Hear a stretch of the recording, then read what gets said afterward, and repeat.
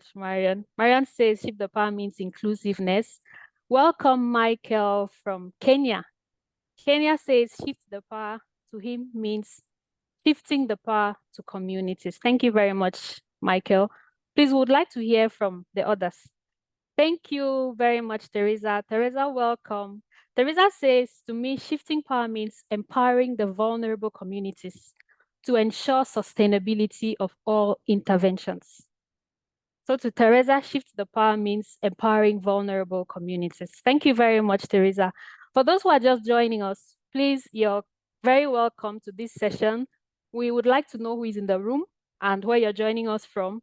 So in the chat section, kindly indicate by telling us your name, the country you're joining us from, and in one word or one sentence, what does shift the power mean to you? Welcome, Elizabeth from Nigeria. Thank you, Sinikiwe, for joining us. Elizabeth says shift the power means changing the usual norms. Changing the usual norms. Thank you very much, Elizabeth. Would like to hear from others in the room. Kindly tell us what shift the power means to you in one word. Senja from the Finnish Development of NGOs in Finland says, to me, shift the power means especially that INGOs recognize structural racism that affects global collaboration. Thank you very much, Senja. Senja is focused on structural racism that affects global collaboration. You're very welcome, Joshua. It's nice to have you here today. Our focus today is on shift the power and achieve sustainable development. So we are looking at what does shift the power mean to each and every one of us. Welcome Al Hassan from Sierra Leone. Al Hassan says shifting power means giving the opportunity to local people to participate and be part of development. Thank you very much, Al Hassan. There's a lot of contributions coming around giving local people the opportunities to participate. Welcome, Charles. Welcome, Lamnatu. Lamnatu says shift the power means allowing the undeserved to lead within, especially within their context. Okay, thank you very much, Lamnatu. So in the chat section, please kindly tell us your name, the organization you work with, the country you're joining us from, and in one word or one sentence, what does shift the power mean to you? Thank you, Joshua from Nigeria. Joshua says shift the power means strengthening local action.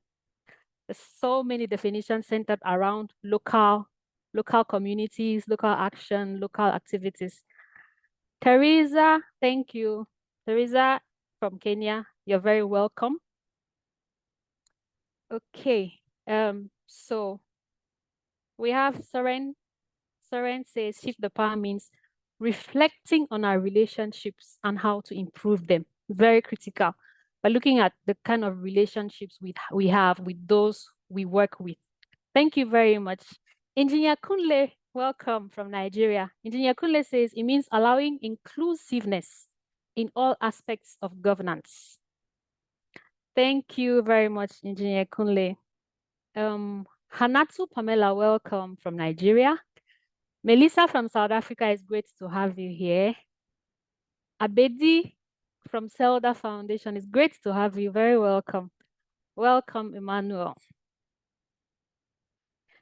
Okay, great. So once again, good morning, good afternoon, good evening, depending on where you're joining us from. We would currently be recording the session so that at the end of the session, we can share with those who, for one reason or the other, were not able to join us today. And please just permit us to do that. Okay, so our discussion today focuses on shift the power and achieve sustainable development. And before we begin this discussion, I would just like to give a brief summary of how the Shift the Power movement came into existence. So 7 years ago, that's in 2016, a group of over 400 civil society actors from about 70 different countries convened in Johannesburg, South Africa. And the convening was to discuss issues around community philanthropy. This summit was organized by the Global Fund for Community Foundations, the GFCF. And the result of this summit was what birthed one of philanthropy's most dynamic and inspiring movements, what we now call today the Shift the Power movement. And the objective of this gathering was to discuss on the shortcomings of philanthropy and development aid. 3 years later, that was in 2019, in a bid to concretize the Shift the Power movement, the Shift the Power concept, another group of civil society actors convened in London. And it was during this convening that the Shift the Power Manifesto for Change was developed. For those of us who have not yet come across the Shift the Power Manifesto, my colleague would be sharing a link to the manifesto in the chat section. So basically, the manifesto contains 9 guiding principles on what we need to do, or what we need to move towards, and what we need to move away from in order to be able to attain sustainable development, in order to be able to attain a peaceful development environment. So 7 years down the line, the Shift the Power movement has continued to gain momentum. It has continued to gain grounds, and so many organizations are being deliberate on integrating these values into their operations, into their activities, into their strategies. We have seen rise in discussions around issues such as localization. We have the localization agenda that's been trending for a while. We have issues around reimagining the international non-governmental organization sector. We have issues on development aid, local philanthropy, decolonization of aid, decolonization of wealth, decolonization of power, expertise, and even research.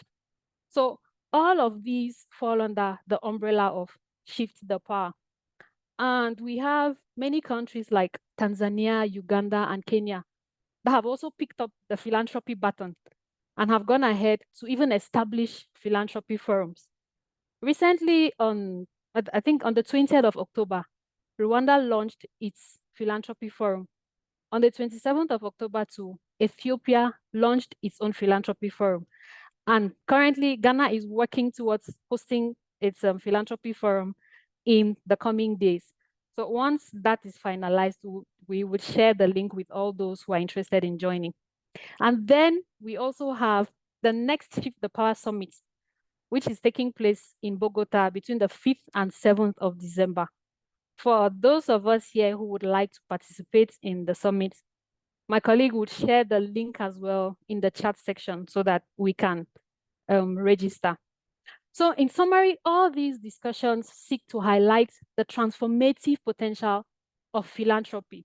So it has gotten to a point where philanthropy is no longer just a potential for development.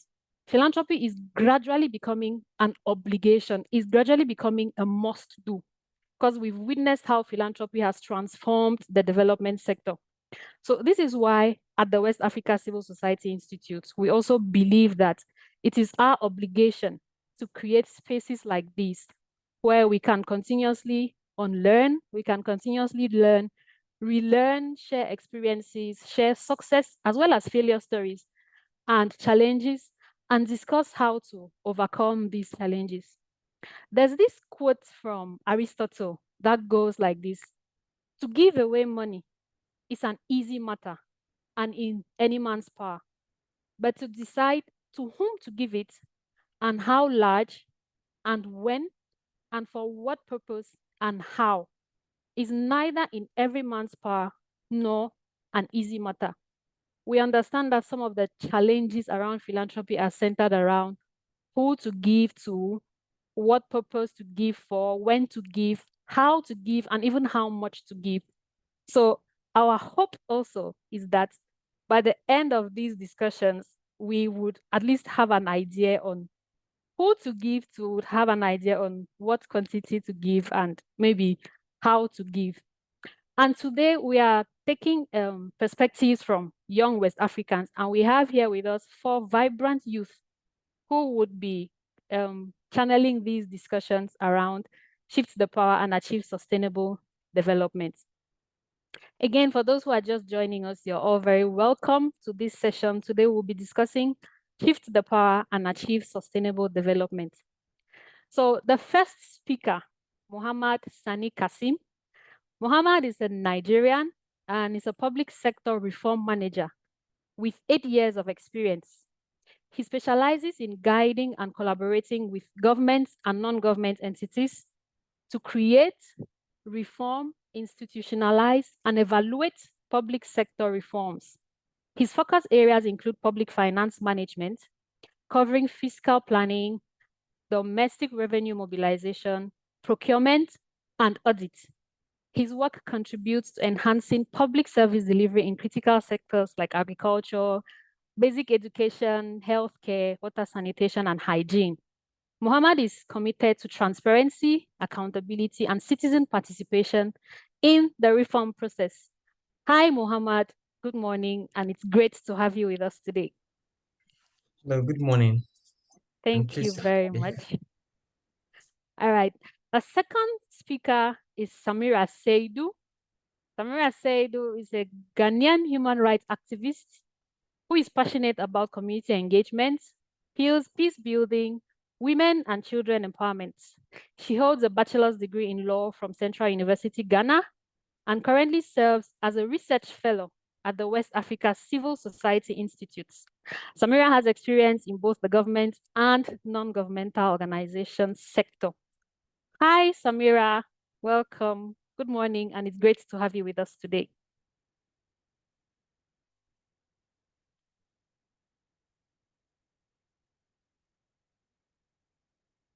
Hi. Great. Hi, Mabel. So Hi. sorry, I didn't unmute myself earlier. Good That's morning, fine. everyone. Thank you so much for having me. Great. The next speaker, Rashad Bani Samari, we call him Mr. Fantastic. Rashad is currently an African graduate fellow pursuing a master's in public policy at the American University in Cairo, AUC. Prior to enrolling at AUC, Rashad worked as a program associate at the Media Foundation for West Africa. He has conducted several research and policy analysis works, particularly on climate change and its impact on livelihoods and low-income households. Also, he has supported the implementation of projects aimed at improving participatory governance, public accountability, good governance, and media development in West Africa, particularly in Ghana, Burkina Faso, Senegal, Niger, Cote d'Ivoire, and Benin. Mr. Rashad, good morning. It's great to have you here today. Hello, everyone. Hello, Mabel, and thank you so much for joining. It's a pleasure to be here. Great. Thank you very much, Rashad. And last but not the least, we have Mr. John Obuaba. John has 13 years of experience in the civil society sector, focusing on facilitating community-led development processes. He's the founder and executive director of Selda Foundation, which is a non-profit organization that promotes sustainable livelihoods, health, and well-being based in Ghana. And just to add that John has done some very great work around leveraging local philanthropy in the Eastern region. This has where they've been able to raise funds to begin the construction of a community market.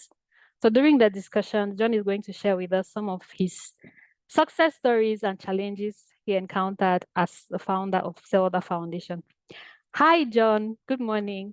Welcome. It's great to have you here with us. Okay, so just to begin the conversations, Rashad, I'd like to begin with you. So, Rashad, you authored a publication titled No Matter What, Canberra Must Develop, where you shared a very interesting story around the Canberra community and how they leveraged philanthropy to carry out some development activities. So, in your opinion, based on your experience, how do you think community giving ensures project ownership and sustainability? Thank you so very much, Mabel, and it's a pleasure for me to be here. And thank you so much to the participants for joining. When discussing project ownership or ownership in general, I think even before discussing Kambara, there are three most important things that I think are very important. First of all, it's about a vision, how we see the future. It's about a problem, what do we want to solve, and the people involved in solving it, including the resources and where those resources come from. So in terms of vision, how do we see the future? Is the vision of the future coming from the people themselves or a group of individuals seated in a certain office that think that they know best what our future should look like? So that's number one. Number two, it's about the problem. Who has identified the problem to be solved? Is it a group of people, again, seated in a certain fancy office, or it's the people within the community who have identified their problems? And who are those involved in solving the problem? And where are the resources coming from? Are those resources coming from some people in other countries seated in fancy offices again? And are those people, again, the people involved in solving the problem? I mean, we're in the village, we see a whole lot of people who are not from here, who are all of a sudden digging boreholes, and you don't understand. So when you speak about ownership or project ownership, I think vision, first of all, has to be engineered from the community. So the community has to see for itself how it wants its future to look like. And so the vision has to be owned by the people. The problem should be identified by the people. Often, people know exactly what they want.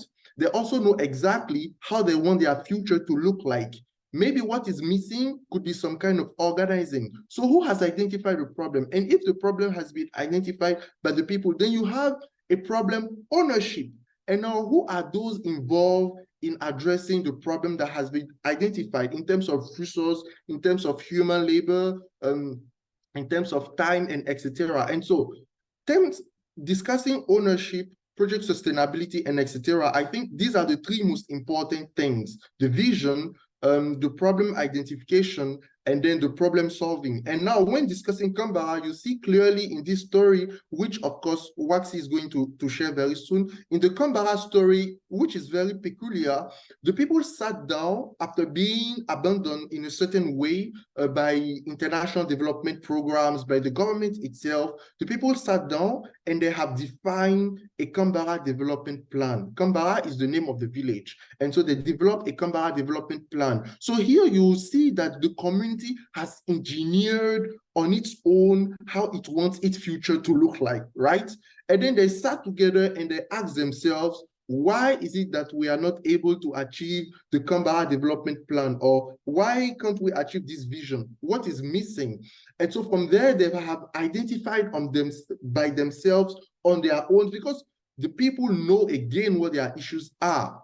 And so they have identified issues, lots of them, and they've started prioritizing the issues that must be solved first. And then thirdly, they've asked themselves, what should we do? And where should we get the resources from in order to solve these issues? And they started pulling resources from left and right, from the people living within the village, from organizing a couple of activities, from renting stuff, from organizing sports activities, from getting money from people, natives from Kambara who are in the diaspora, and etc. And so you see, when discussing project ownership, community ownership, project sustainability, and etc., those buzz, fancy, and sweet words, I think the first things that we need to ask ourselves is, who has defined the vision, who has identified the problem, and who is solving these issues? If all these 3 points have been marked, check, check, check, and it is all involving the community, I think then you would have project ownership,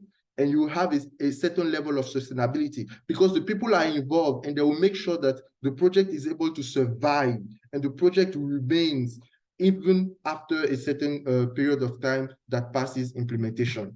Thank you. Thank you very much, Rashad. What I'm getting from Rashad is there are 3 things that we need to be able to identify in order to ensure project ownership and sustainability. We're looking at the vision definition, we're looking at problem identification, and we are looking at problem solving. If all these don't come from the community, then like Rashad said, we are just decorating the words. We're just using fancy words for no reason. Thank you very much, Rashad. For those of us who have any questions, any contributions you would like to make, please just kindly indicate in the chat section. We would pick them up and address them as time goes by. And we would also have an open session for discussion after the presenters have made their presentation. Okay, John, I can see you're back. Sorry for the challenges you've been having. So we did your introduction in your absence. So now we would move to just asking your own question. So basically, you have had some experience with Zelda Foundation. There's a lot of research that shows that philanthropy has gone way more than just providing a potential for transformation.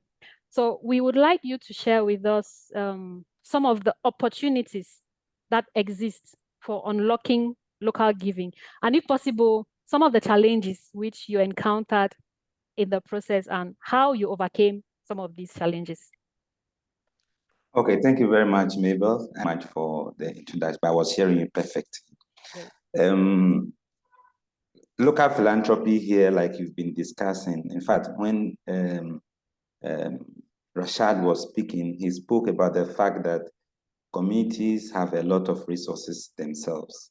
And in local philanthropy, we are trying to facilitate a process where the communities themselves harness those resources and great potential that they have.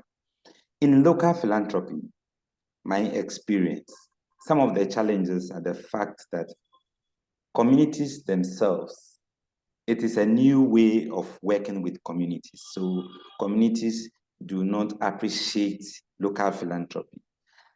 I remember we were in a municipal chief executive's office trying to introduce a local philanthropy project. And what he said was that whilst they are trying to give resources to the community, we are saying that the community should rather mobilize resources themselves. And this is a very high political person. It gives the impression that this is a new way of doing development. So that is one of the challenges, that people don't really appreciate local philanthropy. And people think that resources should always come from somewhere to the community. So it is difficult trying to mobilize communities around how they can give locally to support their own local initiatives. Another challenge we have experienced as Zelda Foundation working around issues of local philanthropy is the fact that our policy regimes and our tax regimes do not support local philanthropy. I mean, local giving is not recognized. So there is no motivation for people to give locally to support causes. So then it will become difficult trying to promote this. So we've seen that policy frameworks, policy regimes has a great potential, and in the absence of a favorable policy regimes or tax regimes, it will, not promote local philanthropy. However, there exists some opportunities that we can tap in promoting local philanthropy. First of all is recognizing the sociocultural values in our local communities. Local communities in Africa, especially here in Ghana, we have the spirit of giving. For instance, I made reference to a common phenomenon in Ghana where if you onboard a public transport and you meet a friend, the friend tries to pay your fare for you. And if he doesn't do that, then you say, no, this is not a good friend. So there is that a systemic value of giving in African society. And this is one of the opportunities that we can tap to be able to promote local philanthropy. We also see a lot of giving around religious lines and family ties in typical Ghanaian societies. When there is a funeral or when someone passes away, you see a lot of family members contributing towards the funeral. It shows that Ghanaians are already generous and they have the spirit of giving. So we need to tap into these sociocultural values that exist in our local communities to promote local philanthropy. Another opportunity that can be tapped is the fact that most of African countries are making strides, development strides, and we have increasing number of high net worth individuals in most African countries. And we see lots of social investments happening. And we can name a number of Africans that are very rich and are high net worth individuals, and they are impacting societies. This is one of the areas where Africa can really tap into to promote local philanthropy. So we see a lot of investment in social enterprising. We see a lot of investment in social causes. And this is one of the emerging trends of local giving that we can tap into it to promote local philanthropy. The last opportunity is our local governance system. And for instance, in Ghana here, the local governance systems gives power to local communities and gives the fact that in planning, local participation should be paramount. So if we are able to leverage this local government, structure or local government systems that we have, you will see we will be transferring a lot of power to the communities. And in that particular framework is the issue of transparency and accountability. So where government accounts to the people, you see the people will, give in their best and support causes and give their own resources. But in situations where there is lack of accountability, which is one of the key tenets of local governance, then communities feel that government owe them something. And so they only give in their best. So local governance itself is a very good policy framework that African societies can leverage on to promote local philanthropy. In the absence of that, there will be a gap between local communities and government, and you wouldn't see community giving in much of their best towards local-led development. Thank you very much, John. So one of the challenges John raised is, how do we expect people who are expecting to receive to rather give? So most of these communities are expecting that they should be given, but it looks like most of them have not taken into consideration the fact that they already have assets, they have resources, they have expertise, they have knowledge. But again, it's like there has not been a lot of deliberate efforts in making these communities understand that you don't necessarily always have to be on the receiving end. Development can not only always be done through reception. Sometimes you need to be able to identify those things that you have, bring them together, and then identify what is left to be able to channel your activities. Thank you very much, John. Another thing I also picked up was the fact that it's evident that we are all giving in different ways without even recognizing that that's what you're doing. Paying somebody's bus fare is a way of giving. Again, like the comment I made at the beginning, which Aristotle said, most of us are giving. Giving is easy and can be done by everybody.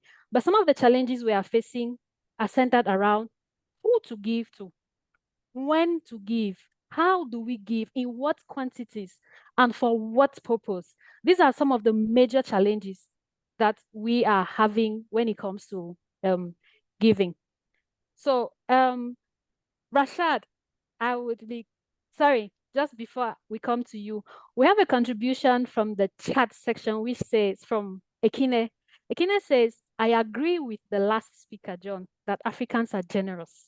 Africans are very generous. But we need a mind shift as we think that development work must always come from foreign donors. And I'm glad that Ekine has brought up this subject, because it's something we would like to address in some later in the conversation. Okay, then we also have a contribution from Elizabeth. Elizabeth says, thank you so much, Rashad. I think major issue is most countries like Nigeria are getting the wrong people in the wrong places. Most heads of health institutions do not understand visioning or vision, which is very true. I see Rashad smiling. I see Muhammad shaking his head. Says a visionary leader thinks and acts differently. And of course, you see results. But when appointments are made based on favorism and nepotism, the system would definitely suffer. Even if the community gets involved in problem identification, they never become aware of strategies to address. They only hear over the media. Tertiary hospitals are built far away from communities and are expected to bring patients or patronize the facility. So visioning participation in problem identification and solutions is key. Thank you very much, Rashad. Thank you very much, Elizabeth. That's very enlightening point. Rashad, I'm coming back to you since your name is what is popping up in the chat section now. So what are your views as concerns best ways of engaging communities in terms of local philanthropy? So we want to ensure that there's momentum being built around projects. But according to you, what do you think are the best ways we can use to engage these communities? In my view, I think the most important thing, which is the foundation, is the problem identification, right? And because in Canberra, for example, the story I tell is that you have a group of individuals that constitute themselves from the village a development association. So the development association is born out of the village. No one went there to tell them, create an association. No. There are a lot of stories that I read where you have international development institutions that go into a village that tell them to organize themselves into cooperatives, to help them create groups who are having, no. In this case, you have people that created themselves an association, and then they've identified themselves the issues plaguing the village, and they've prioritized each of them. And so they have, I wouldn't say a schedule, but a certain map. So first, we want a healthcare center.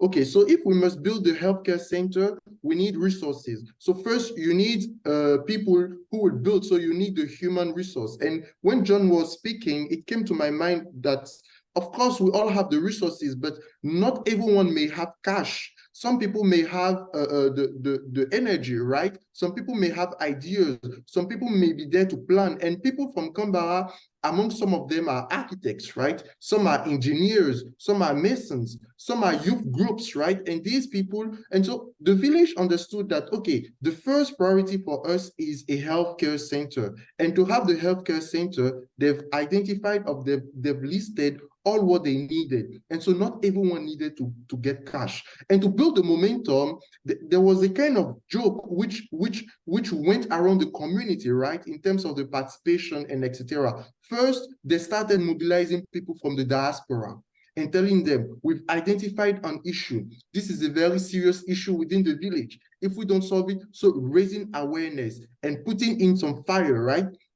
Making people understand that your contribution does matter, right? If you don't have the money, if you can work, within the project, if you can provide some contacts, some resources, someone we may call, and etc. And so this was how momentum was built in Canberra. And I think this could be used in other places as a form of lessons learned. So first, identify the issue. Secondly, prioritize or organize all what you needed to address that issue, and now start mobilizing people, right? And don't force them always. No, in Canberra, no one was forced. Everyone knew what they had to do. And even when they didn't have cash, they knew that they could help in raising things, in carrying things, in moving things, and buying things. Of course, someone had to go to the market, right? To buy things. Someone has to go to buy the cement. Someone can negotiate to get a cheaper price of cement. And at the end of the day, Canberra was able to build a community center. Now the whole group is now re-engineering some of the issues to address main problems within the village. And so, one, identify the problem. Two, prioritize or organize everything that you need. Three, start raising awareness among the natives from the village or within the community. Tell them how important this issue is. Four, start having people contribute whatever they can contribute. It's not always about money. The in-kind resources are very important, especially energy, contact, and etc. And so this is how I think communities could be mobilized. This is also how I think we can build momentum around a specific issue to address development. And also maybe there's a misunderstanding of development, even in terms of giving. Some people may take, and this is jumping back on John's point, I may take the child of a long distance relative who would stay at my place to study, right? And no one would call this a scholarship. but in a certain way, it's also scholarship. I can call this the Rashad Foundation Scholarship, and no one would blame me for that. And so there are different ways we can give. I can give scholarship for accommodation. This means that the person is staying at my place, right? And so, yeah, this is it. Thank you. Thank you very much, Rashad. I like how you try to not look at development from the top level aspects, but you try to bring it down to the simplest forms of activities that we carry out and we don't even consider as giving. So we have a contribution from Sinikiwe. Sinikiwe says, thanks for the discussions, but I would like to reflect on the power of whole of society approaching organizational governance. All stakeholders are imperative, but we need to shift from a more focused approach of viewing donors as more important than other stakeholders. If we even look at it critically, most of the people we call recipients are rather the major stakeholders, because if you are receiving money and some other person is carrying out the implementation, I think the person who is carrying out the implementation is a larger stakeholder even than the person who is giving the money. So thank you very much, Sinikiwe. And we also have, we have a question from Eunice. Eunice says, how do we marry community problems or needs versus the vision? Rashad, I'm assuming that this is coming directly at you. Says, how do we marry community problems versus the vision, resources, and identity of an organization? What if they ask what an organization cannot meet or is contrary to their mission and vision? Okay, so it says, what if what they ask cannot meet or is contrary to their mission and vision? I don't know if the question is clear. What they ask in a certain way, based on what I have seen so far and what I've read, people often know exactly what they want. They may want to be wealthy. They may want to send their children to school. They may want a healthcare facility. And often what we usually want are really basic things, which we can build on to achieve a better future. So I'm not sure it's more about what they ask. It's more about what should we do to realize the future that we want to realize, right? And what kind of organizing can be brought about in order to achieve this future. And then again, I'll go back to Kambara. Kambara is my village. I have been there all my life often. Like every year I go there, we play and etc. And not everything is so nice, but when the people understand that there's an issue, it becomes a community issue. And now that there is a certain development plan, and this is jumping to the other question, now there is a certain development plan. And so the natives from the village sat, and all in local language. There's a Facebook group that functions in the local language because you want everyone to be included, right? And so everyone should be able to understand inclusiveness, understand, contribute, and there's no veto power. Everyone has a view, everyone can bring about his or her own perception into the matter. And the development plan is developed by people from the village. The vision comes from that. So they've engineered for themselves how they want to look like in the future. And they've defined from themselves what they must do to look like this in the future. So I think it will be difficult to see someone wanting something contrary to this vision, because it's like the vision is born from you. And so when it is born from you, it's difficult to go contrary to what is you. If I can go to that way. Okay, I have a professor that says I'm too philosophical, but I'm like, it comes from who you are, basically. And this is how I could respond. I hope I did due diligence to this, to these two questions. And thank you so much. I love questions. Yeah. Thank you very much, Rashad. I hope you did as well. And Marian says, I agree with your points. We are using these values to enhance growth from the bottom up. Recognizing the values of members of the community and their assets is truly a powerful insight in growing our visions and problems. So Rashad, you said something around writing. I think you mentioned something around the communications going in the language of the Kambara people. I think that's a very valid point we need to take into consideration, decolonizing language. It's something that we cannot miss out on. So, Muhammad, I'm coming to you. We are gearing away a little from local philanthropy to philanthropy as a whole.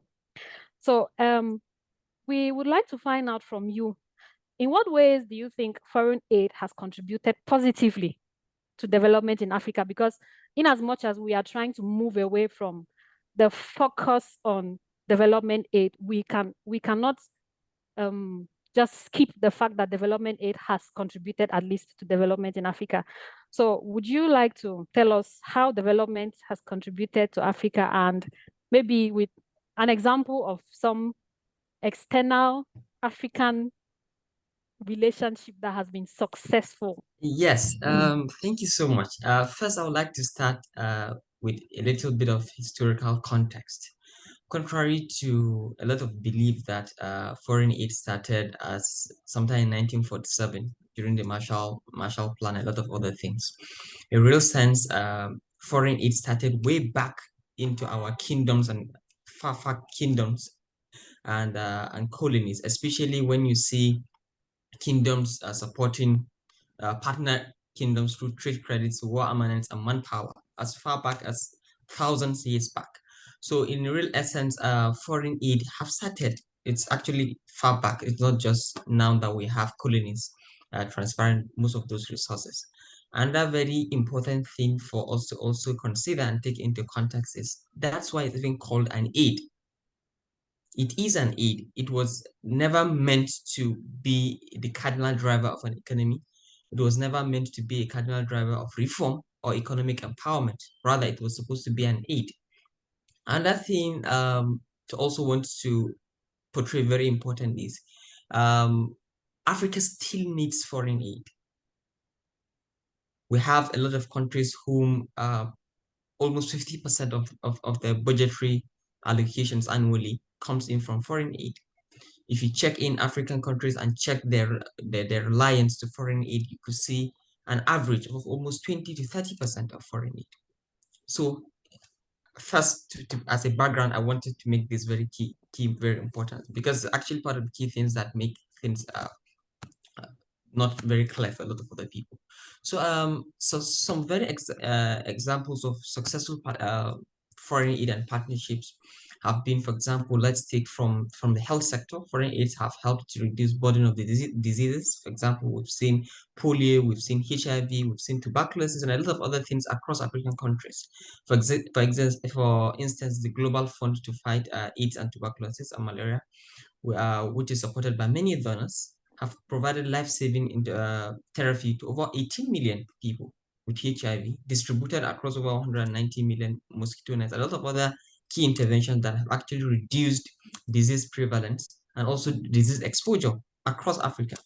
In education-wise, we've also seen foreign aid having supported African countries, especially marginalized groups, taking into consideration even girls and even young people themselves. For example, we've seen the Global Partnership for Education, which is GPE, supporting countries, African countries, to improve educational outcome, improve educational system, and also improve the overall structure of education.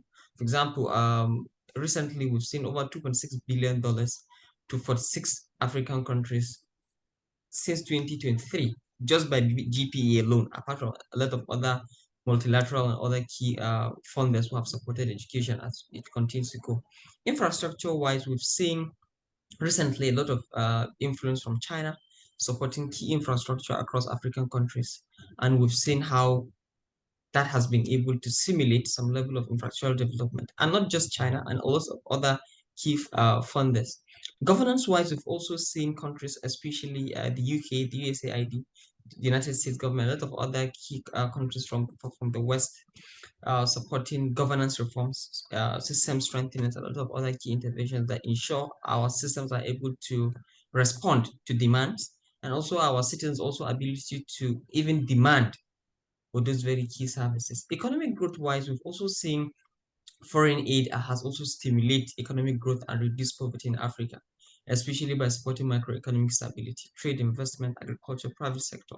For example, recently the IMF, which is a global financial institution, has continuously provided policy advice technical assistance and financial support to many African countries. And we've seen that continue to go over and over and over again. But it's very important for us to also understand foreign aid at itself don't work effectively unless it's actually merged with other key economic interventions and key economic policies. Because in the whole essence, it's actually there to simulate, not to replace economic growth and further very strengthened economic interventions and reforms. So those are part of some very highlights of some of the very example of successful partnerships and part of the key factors we've seen as part of the key driver of successful foreign aid development usually starts with ownership, our ability to own, not just the community themselves, even the countries themselves. We've seen instances where even the African countries themselves don't negotiate so well. And also when they're given those resources, they don't actually use them so well. And at times also the communities themselves who are at the end the beneficiaries of those very key interventions don't own them because they actually don't see themselves as key players in that very key intervention. And that key factor we've also seen is also regarding capacity. At times we also don't even have the capacity to uptake those supports. At times we also don't have the capacities to own those supports and also sustain and even scale up. Because one of the key conversations is how they are supposed to pilot and then our ability to actually scale up. And also for M&E and a lot of other key interventions that are simulated and actually very related to each other. So those are part of the key examples of those very key partnerships, and I hope that have actually shed light, especially the three key debunk, because actually it's very important for us to debunk these very key notions, which actually give a more fairer background to why foreign aid is what it is presently. Thank you very much, Mohammed. I enjoyed how you took us from the history and actually gave us hope at the beginning. It made us think that you were coming to tell us why we need to focus on foreign aid. But then you geared away and made us understand that it is not there to promote, it's not there to replace, it's rather there to promote. So we know what we want to do. We have the resources, we have the expertise, we have the knowledge. The hope is that foreign aid is just coming to assist. We are moving away from the mindset where we say he who funds you controls you. It's high time we avoid or we run away from being controlled because some other person has more resources or because there's the claim that some other person has more resources than we do. Again, if we look at it holistically, we have the resources. We have just not been deliberate in identifying these resources and bringing them together. So thank you very much, Mohammed. And just for those who be interested in reading more around some of these examples Mohammed just talked about, my colleague would be sharing the link to Mohammed's publication around some of these successful partnerships that have contributed to promoting development in Africa. We have a contribution from Emmanuel. Emmanuel says communities are already contributing. Sometimes they mobilize their resources to support each other. However, the identification on where to channel their resources is a major issue. We've been addressing this right from the onset. Where to channel these resources? We're having challenges on identifying what exactly to fund. And he says they rather give to support families and friends rather than the communal level. Again, it's because it's around the mindset that aid must come from external people.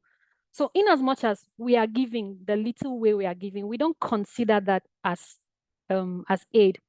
Then there's a question from James. James says, how can I bring people together psychologically for them to start doing the giving through development and others for them not to depend on governments and other organizations? I think it will still it would still be based on Rashad's contribution. It's just about identifying a common vision, identifying a common problem, because again, at the community level, they all already know what they want to do. So I think it's just more around identifying these problems and ensuring that the vision is bought by the community. The problems are identified by the community, and the implementation or the solution to these problems are all done by the community. It takes one person to start, and the other people would definitely follow. We also have a contribution. Sinikiwe says we need a Pan-African approach in the essence of giving and realize that donor funds will not be relevant without the involvement of communities that utilize them. I love that. Donor funds will be very irrelevant if they are not geared towards solving community problems. Okay. So my next question, John, goes back to you. So we are looking at, based on Mohammed's submission, we're looking at how do we shift the mindsets that our development is focused on external giving. So we know that most local communities in Africa have developed a dependency mindset. But now I think it's just shedding more light on your initial contribution. So how do you think local philanthropy can contribute to shifting this dependency mindset? Like more deliberate efforts, what efforts do you think local giving can contribute into shifting these mindsets? Okay, thank you, Mabel. So one of the contribution from the chat is the fact that our politicians makes a lot of promises. So it is this ideology of dependency that our political class have adopted. And they know that because communities have built dependency mindset, when you go to the community and tell the community that I will bring you this, the community seems to accept you more than the one who comes and say that communities, you have this, let's come together. No, they don't want to accept that one. So because of how for me, before I started practicing development work, I believe that financing development should always come from external sources. That is all. And when you go to a community, this has manifested over the years, even how civil society organizations and non-governmental organizations work with communities. When they go to the communities, everything they provide for the community, they don't bring the community together to dialogue and reflect on the resources they have. Let me make reference to the project, the local philanthropy project we did in a community called Enum in the eastern region of Ghana. So the project basically was to promote local philanthropy and build capacity of the local community to demand rights. When we started the project, so the project was implemented by Selda Foundation, the organization I head. When we began the process, the first thing we did was to build capacity of the community in local philanthropy. So we try to shift the mindset of the community from the dependency theory to a more empowering, and so now it's not like we're doing it for you, but we're doing it by ourselves. So the language need to change. So it is not for, but it is by us.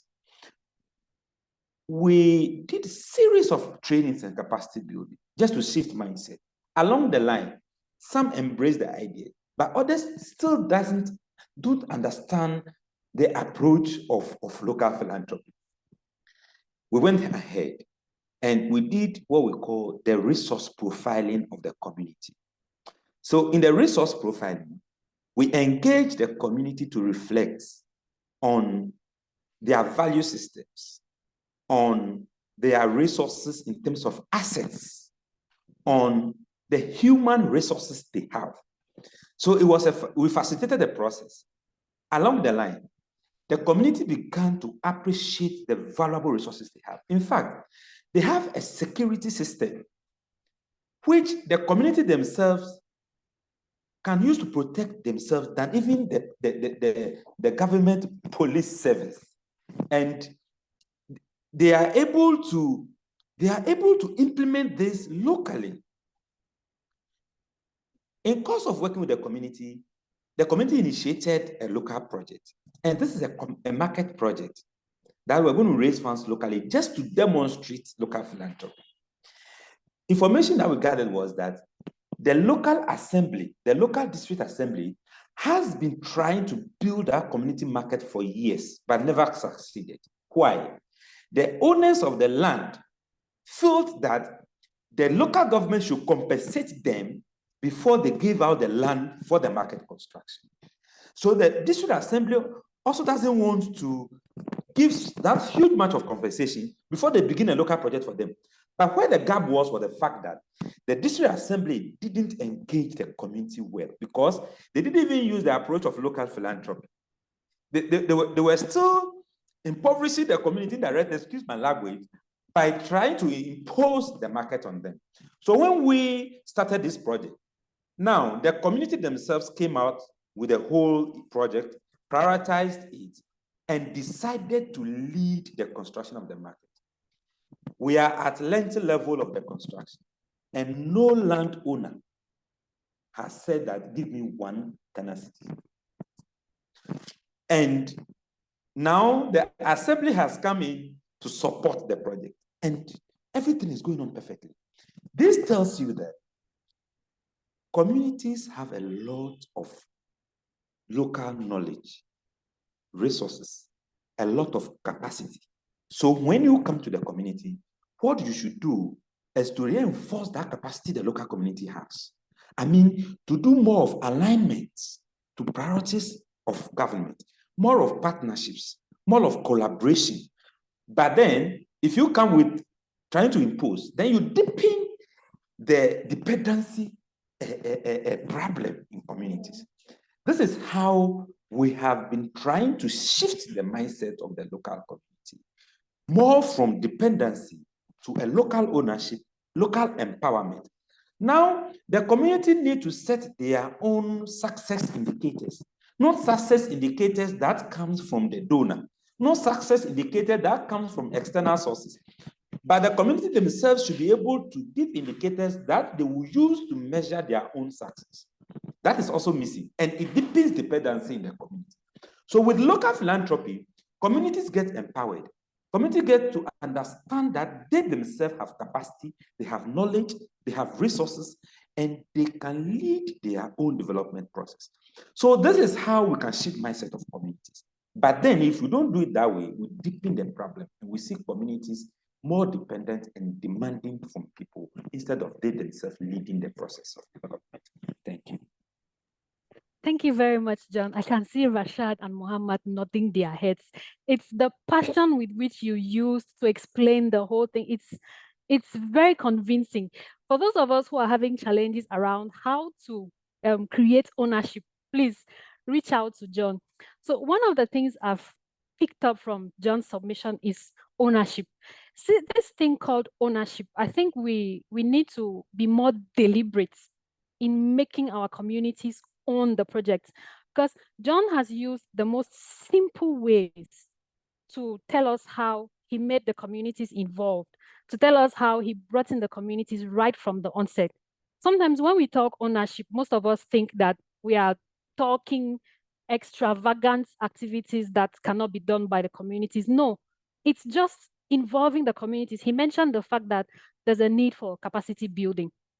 We can't expect communities to just sit and assume that they would pick up the Shift the Power movement without actually explaining to them what the Shift the Power movement is all about and why it is necessary for us to engage in this thing. So the first is around capacity building. And I think this also responded to the question somebody asked above, as in how can he bring together communities psychologically? So first of all, capacity building. Then the second one, he talked about resource profiling. Again, there's no community that has nothing. All communities have something. It's about identifying this thing, then leveraging and then using external sources of funding to add. From John's submission even, there was barely little or no external donation in their construction. It was basically just a strategy of how he got the community involved. So again, if we have any challenges, John is the local philanthropy guru for now. We can always reach out to him to get more advice and experience on how he performed the magic. So Marion says foreign aid has become a system that has caused helplessness, has fostered creative dormancy among the receivers, and cost looking outside for recognition. Locals have become blind to their assets and self-worth. I think this is just reiterating most of the points that we have made. We are so focused on looking externally that we've even forgotten the numerous potentials that we have internally. Okay, then someone says, great presentation from Muhammad.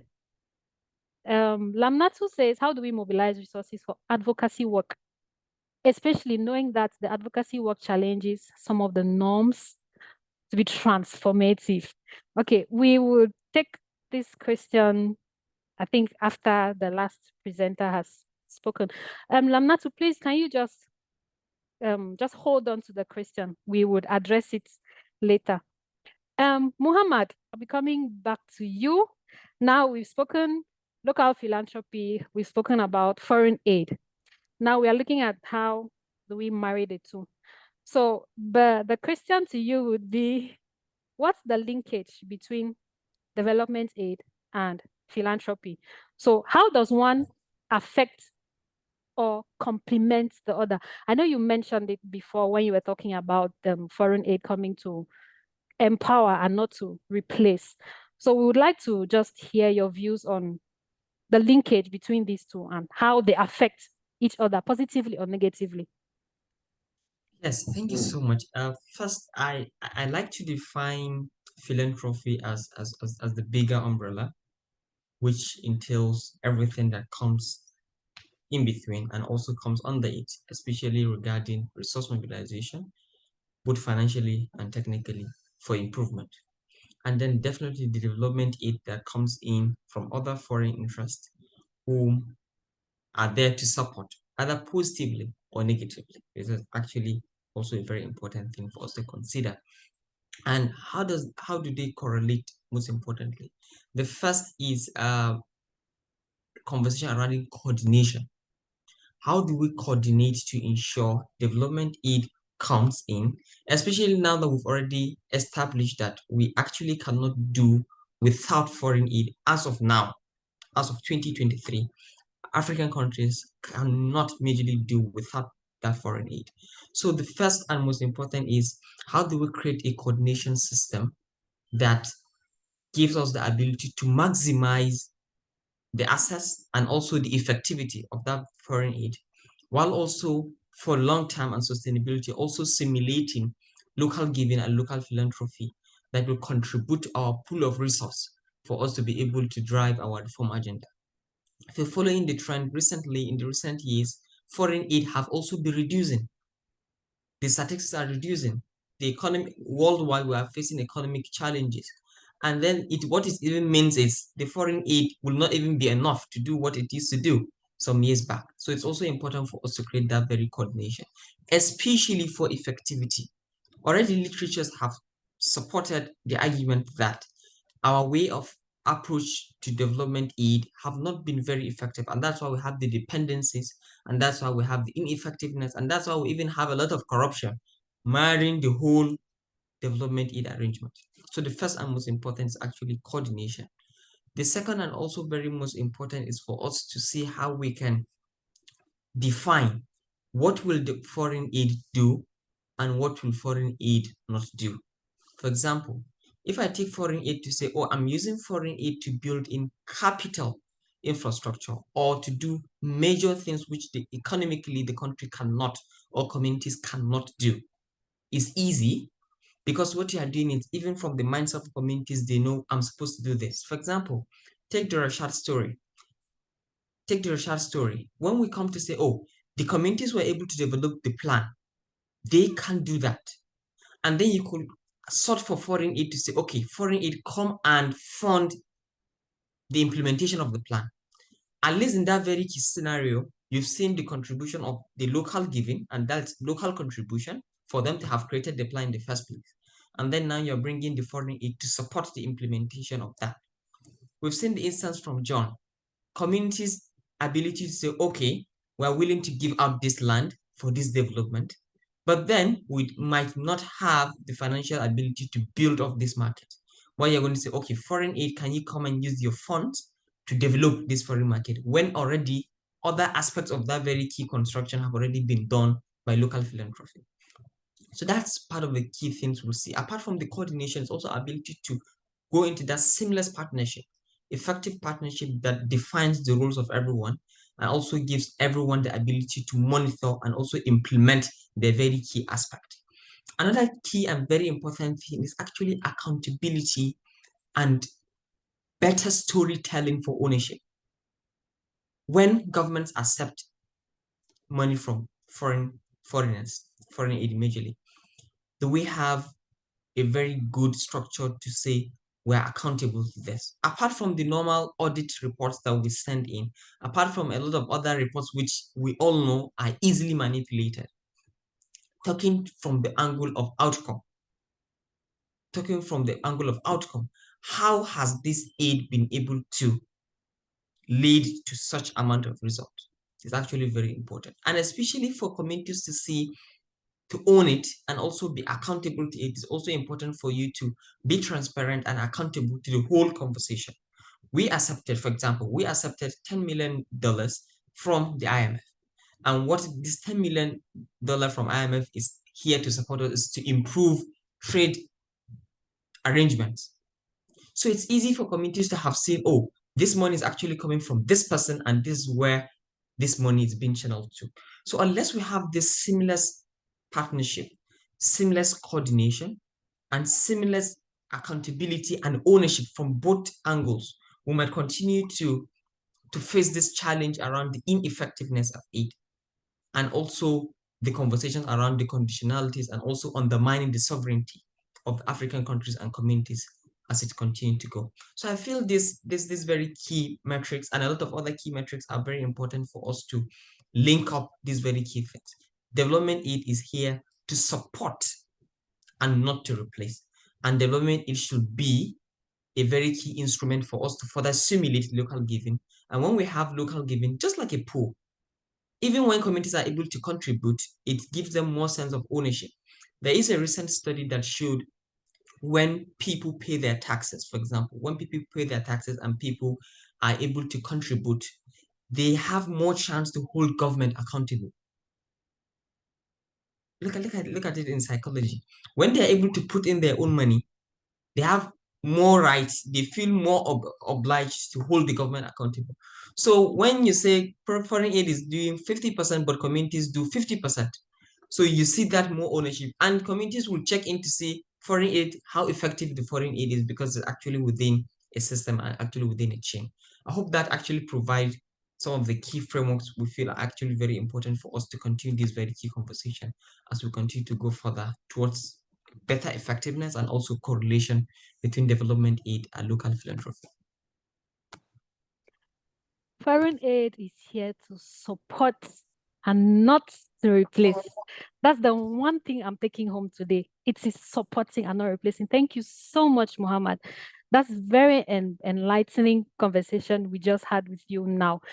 The chat section is burning with so many questions and contributions. I can't even start to read all, but I'll just use maybe 1 or 2 minutes and go through a few contributions from there. Then we come back to the conversation.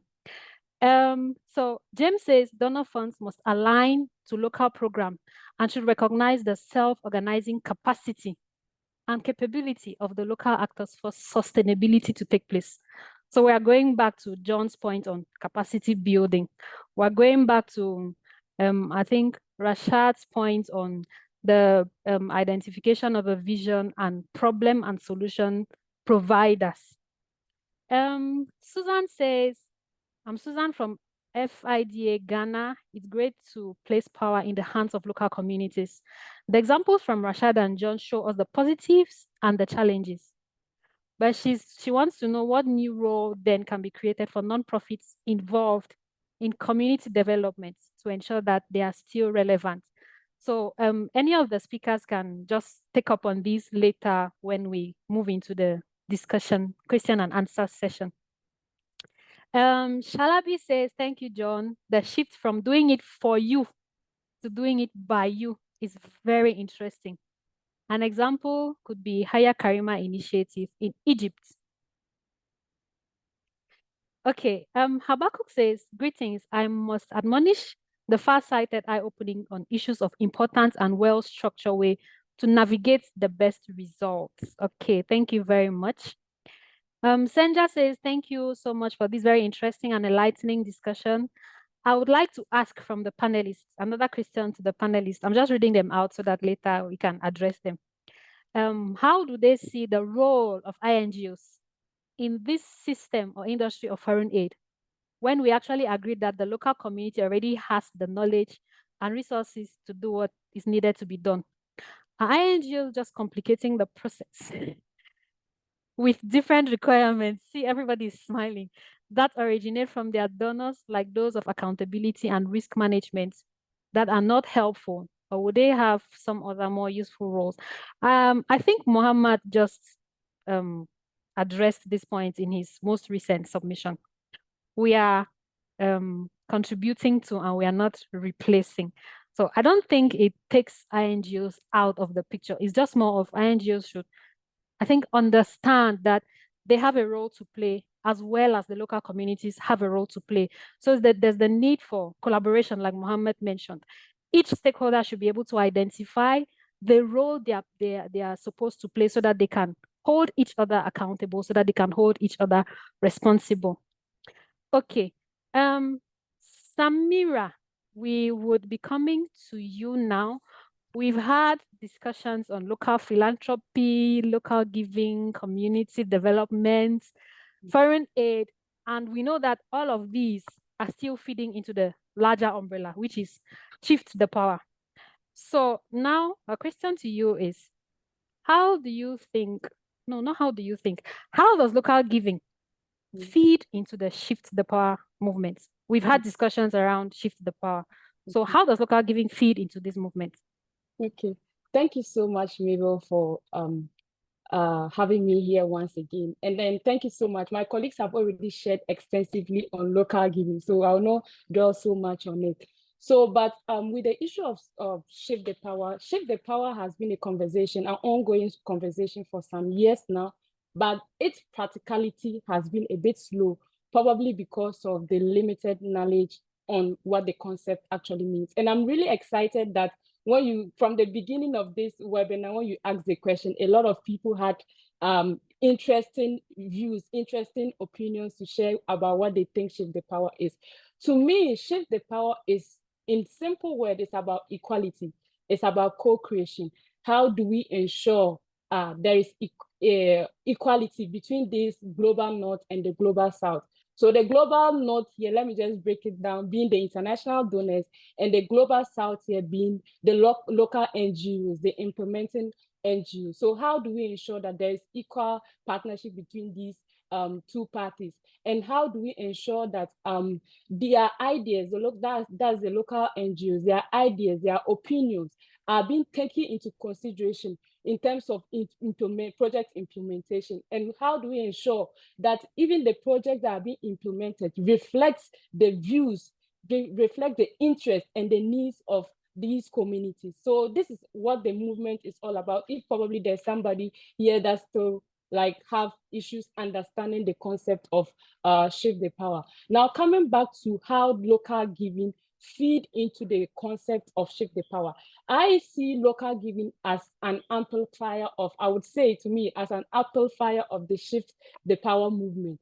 It is, like, excuse my language, but the key food that the shift the power concept need to feed on in order to grow. Why do I say that?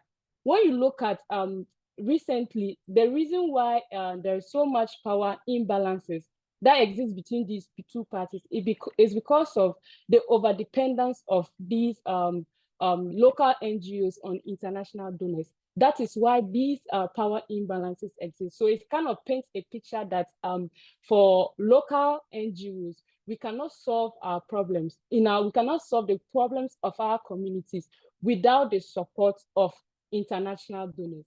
So, so that is why when you look at it, local giving is very vital, because when we begin to leverage upon the support of our communities, we would it would bring this enlightenment to these international donors that, oh, we can do something about our problem, and we don't solely depend on them for everything.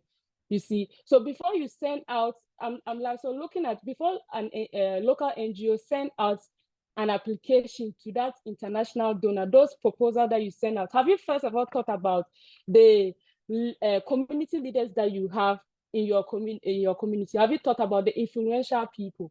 Have you thought about the youth? Have you thought about all these things before you send out these proposals out there? You have to think about these people first, because one, they are the ones with the problem, and there's always a saying that the person with the problem knows the best solution to it. Do you get it? So they have the problem, and to reach out to them first before reaching out to international donors is very vital.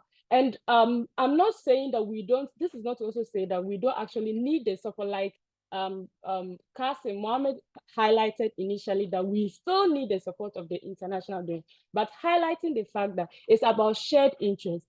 You see, so nobody will come and give your money to you if they don't have anything to benefit. Do you get it? So making them understand that it's about shared interest. So therefore, there should be a shared partnership, an equal partnership. So that's why the concept of local giving becomes very vital. When they start seeing that, okay, we can do things on our own, even without their support. We need their support, but we can still do things to some extent, even without their support. This reminds me of I was listening to Mr. Van Dyke's podcast, and he was having a conversation with one of the civil society actors.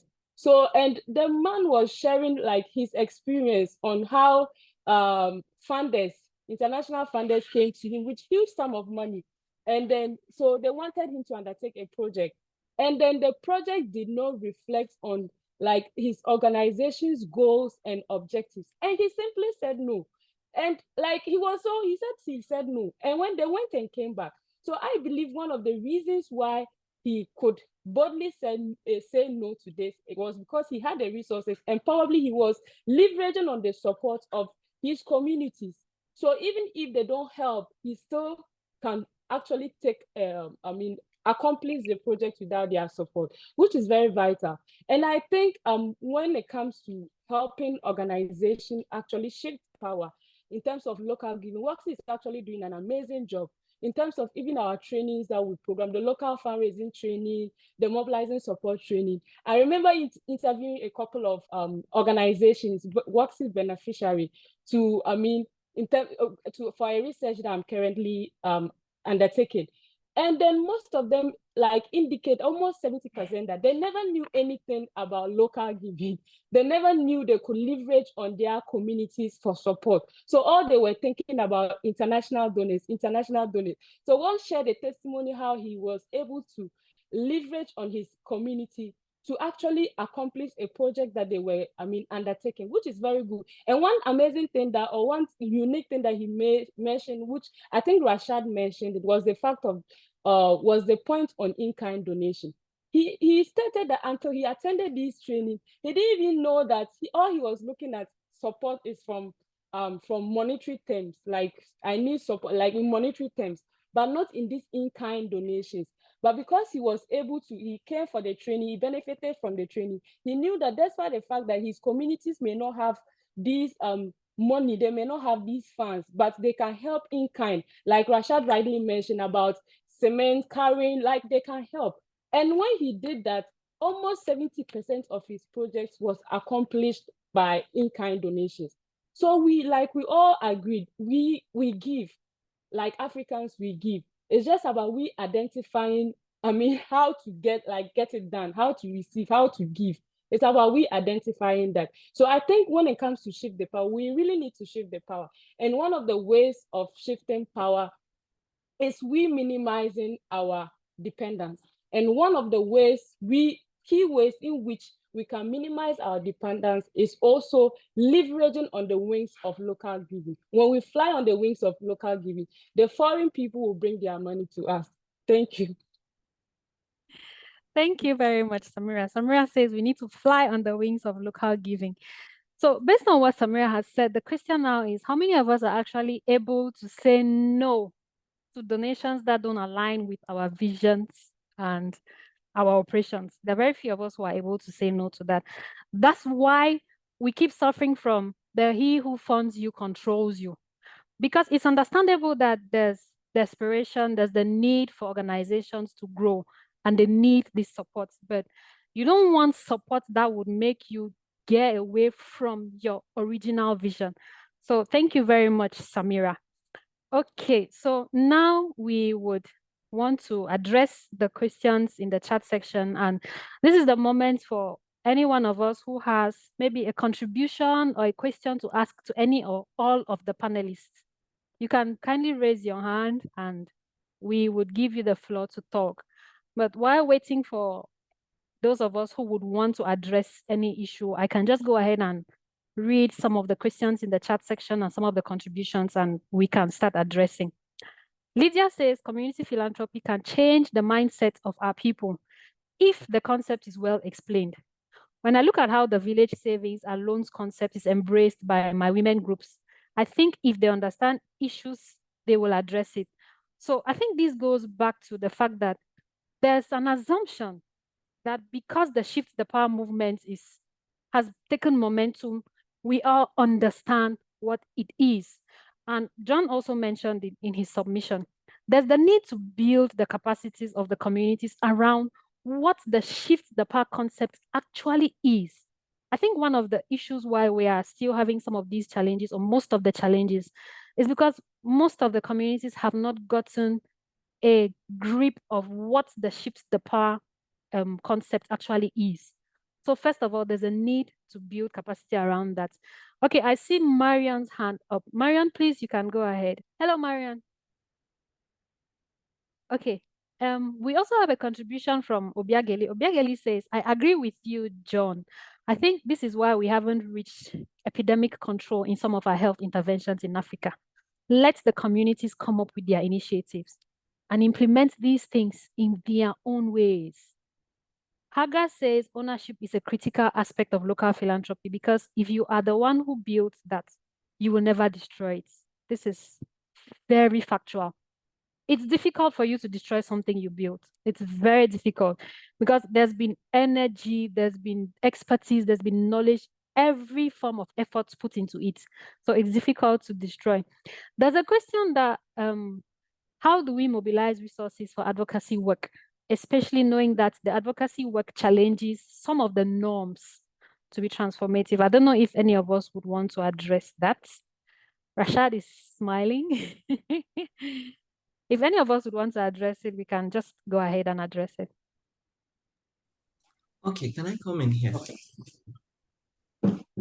So, an approach we could actually take, especially in conversations around advocacy locally, is if it's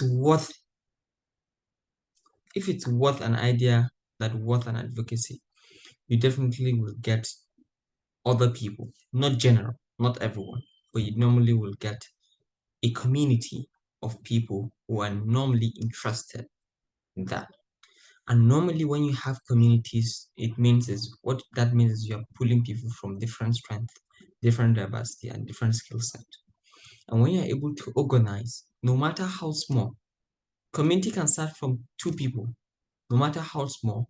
And for you to also now start the advocacy of getting more people.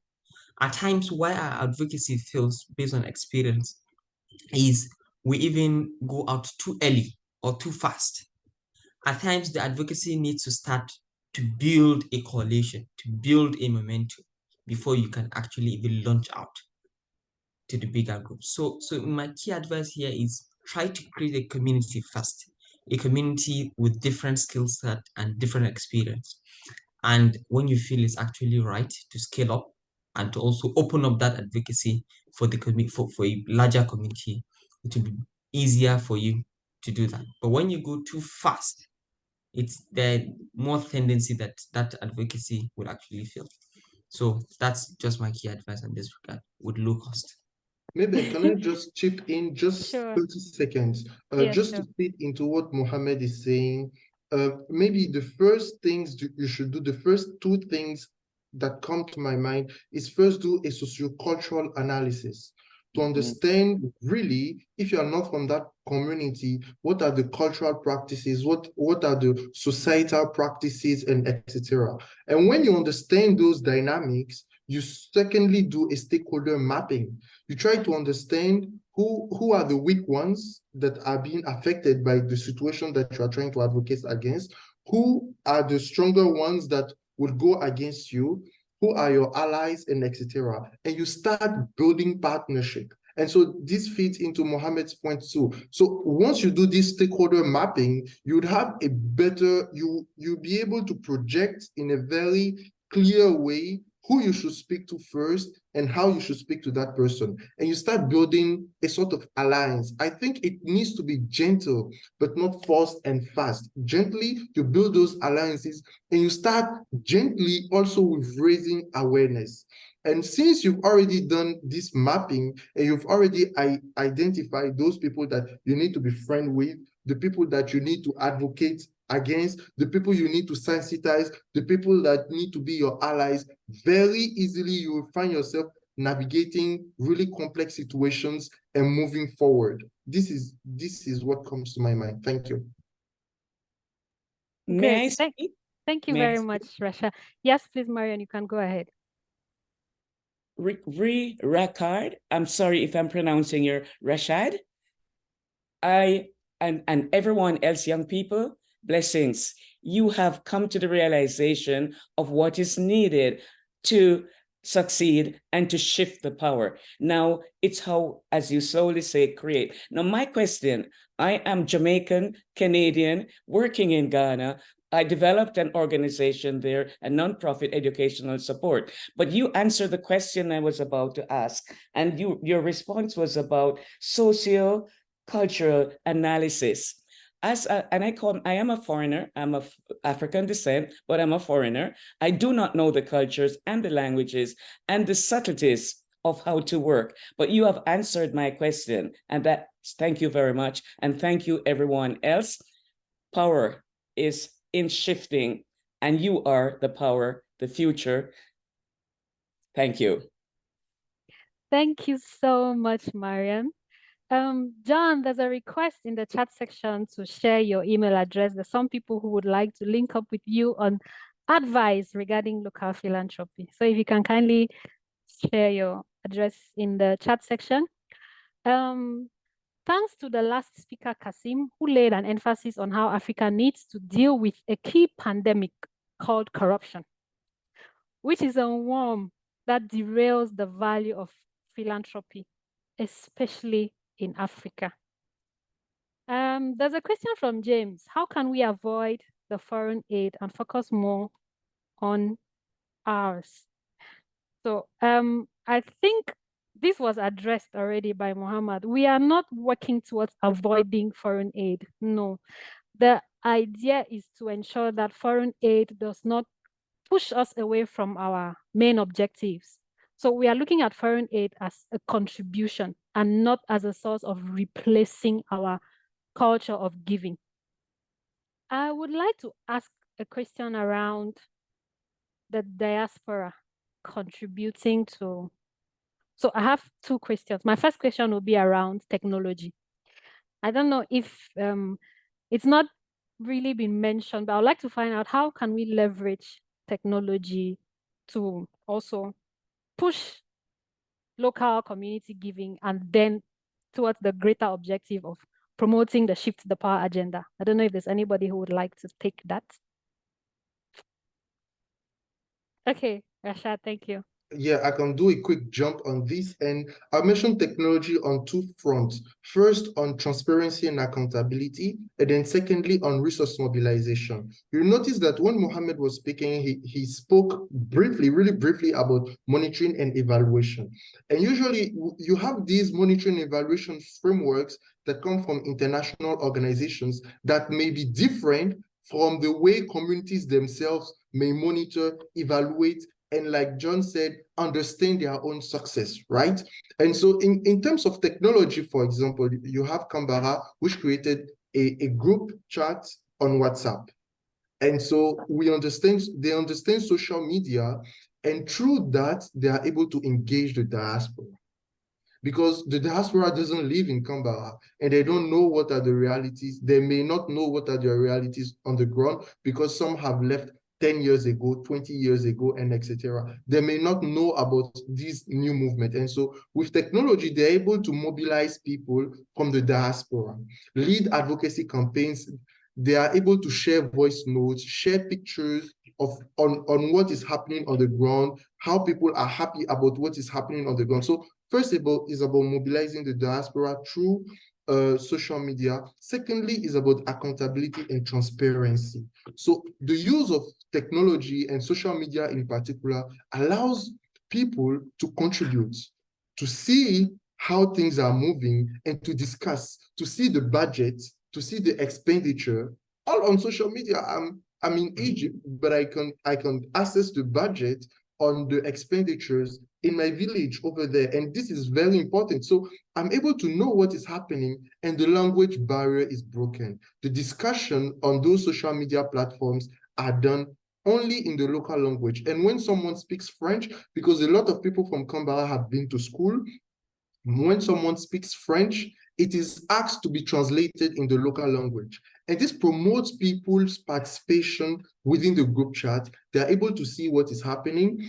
Some of us who are outside, we are able to get back connected with the language, follow what is happening. So number one, transparency and accountability through the use of technology, and particularly social media. Secondly, building momentum and engaging the diaspora. And thirdly, using also technology to send money, because some people may not know GoFundMe, for example. They may not know new platforms through which resources could be mobilized. And those from the diaspora may know that and send money via certain ways. And so, yes, this is what comes to my mind in particular. Thank you. Great. Thank you so much, Rashad. Yes, Samira, Yes. I see So you.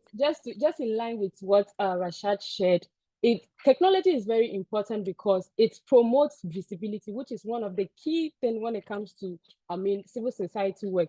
Because for someone to contribute to your cause, the person will have to know what your cause is and what you have been doing. So if you come to tell me to sponsor something that I've not seen the result of the impact that you have made so far, how am I going to contribute? So we get people that that's the reason why when it comes to local organization, their communication and visibility has to be on point. So when people see how you share your stories about the impact that you make, it encourages people to want to contribute to that particular cause. So I think this is one of the ways that technology is also good or helps in terms of local giving. Yeah. Great. Thank you very much, Samira. Teresa says this is so informative and timely. For the first time in my organization, we are going to try local philanthropy to implement a project. So I would like to thank the four of you for being able to convince. The name of the organization is MTAA. Thank you very much for being able to convince somebody to try out local giving. So just before we round up, would like to get last words from each of the speakers, just in one sentence or in a few words. What's the one thing you would want us to take away from this session today? I would start with Muhammad. Yes, very important to understand that foreign aid is not here to replace local philanthropy, and for the time being, we should look through to see how can we use foreign aid to simulate further economical advancement and other system strengthening as it comes. Foreign aid is only here to be as a pilot. We must also build and strengthen our institutions for us to be able to scale up some of those very key interventions. You hardly would ever see a foreign aid support that has supported up to 2 million or 3 million people. You hardly. And take, for example, Nigeria is almost 250 million people. So most of interventions come more as a test of concept. We must be able to strengthen our institutions and also local philanthropy to be able to scale up those very key interventions to the other key respective communities. Foreign aid itself will not be the instrument to improve systems, but actually can be a catalyst to more strengthen things as we continue to go. Thank you very much, Muhammad. Foreign aid is not here to replace, but to promote. Samira, final words, please. Okay, just my short word. Your communication, your community is your power. Leverage on that. Great. Thank you very much, Samira. Very brief. Community is your power. Leverage it. Rashad, final words, please. If after 10 to 15 years, Canberra's residents understood that they could build by themselves a hospital, I think there's hope in the future. Something can be done to change the narrative. And I believe that the future is bright. With these new understandings, with these new knowledge that we have, the future is brighter. That's what I can say. Thank you. Thank you. Thank you very much. There's so much hope in the way you said that. John, please. Okay, Over to maybe you. okay, so someone asked a question and I want to conclude by responding to that question. Great. It asks that in local philanthropy, so what is the way forward for local organizations? What is the way forward for local organizations? If communities are doing everything by themselves, then where lies civil society organization, the way for the future? We need to change our approach of work. When the approach of doing development is changing, local organizations will need to change their approach of work. And we are seeing that, for instance, Star Ghana Foundation and WAXI are implementing the Shift the Power program in Ghana. And their approaches, they are looking for partners, not grantees. They're not looking for organizations to give grants, but they're looking for partners to work with. So local organizations need to work with communities as partners. Then they leverage on each other, then we can sustain ourselves. But if local organizations still keep to making grants to communities, then you will die, because Shift the Power is gaining grounds, momentum. So if you don't want to die, change your approach of work. Thank you very much. Thank you very much, John. That's an epic way to end the session. John says it's partners, not grantees. We are not working with grantees, it's partners. That's already a mindset thing. The moment you start seeing yourselves as grantees, there's going to be that continuous dependency. So let's see ourselves as partners. And for those of us who are being looked up to or being counted as partners, let's act as partners and not donors. So my colleague will be sharing the links to the publications from these 4 amazing and dynamic speakers who have enlightened us today in looking at it from a different perspective on what Shift the Power is, and shared their experiences on how local giving can be done differently. There have been so many conversations around Shift the Power. There have been so many. But I can say that we've not had a lot of conversations that have been very youth-led. And being able to participate in this session today, it gives me a different understanding. It's given me a different idea on what Shift the Power is. And I'd like to thank Muhammad, Rashad, John, and Samira so much for this very enlightening session. And not to brag, the 4 of them are research fellows at the West Africa Civil Society Institute, who are participating in a 6-month research fellowship. And you can tell from the way they've been able to deliver today. The fellowship runs every year, where we take in youth from Africa and we hone their research skills around issues regarding the civil society sector. So these are all, I'm proud to say, products of West Africa Civil Society Institute. And for those of us who have relatives or friends or anyone who they would like to participate in the research fellowship, you can kindly send us an email to info@waxi.org or research@waxi.org, and we would address the issues. And also my colleague would be sharing with us the link to their various publications. They've been with us for 4 months, but they've already been able to at least produce some very interesting publications. You can tell from the presentations they already made, which is just a summary of their write-ups. So for those who are interested in joining us, you can write to info@waxi.org or research@waxi.org.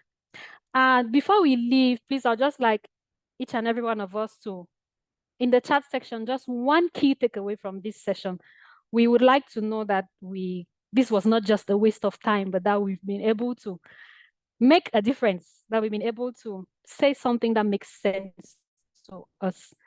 So just one thing in the chat section that you are taking away today from this discussion around shift the power to achieve sustainable development, specifically perspectives from young West Africans.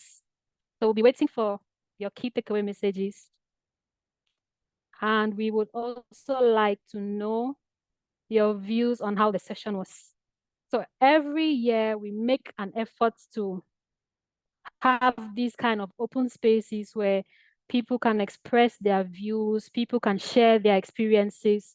If you would like to contribute to sessions like this, again, you can still write to us at info@waxy.org, and we would have discussions on how you can be part of this platform. It's a safe space where we can discuss whatever it is we want to discuss. Thank you very much. Clement says he's taking away today, leveraging community is very important. So my colleague has shared the email address in the chat section. So for those of us who are interested in partnering with us towards more projects like this, you're very welcome.